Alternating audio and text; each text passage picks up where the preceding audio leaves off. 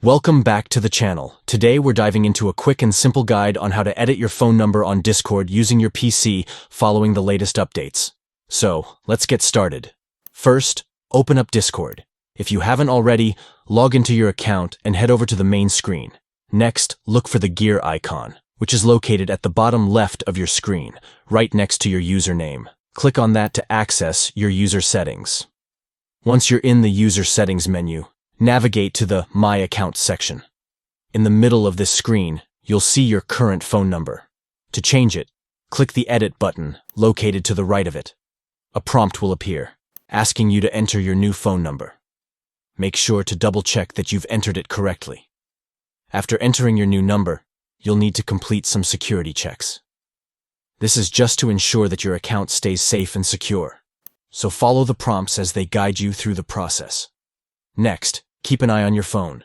Discord will send you a 6-digit verification code. Once you receive it, enter that code in the field provided. Finally, to finish up, you'll need to enter your password for verification. Once you've filled that in, go ahead and click the Confirm button, and that's it. You've successfully updated your phone number on Discord. Thanks for watching.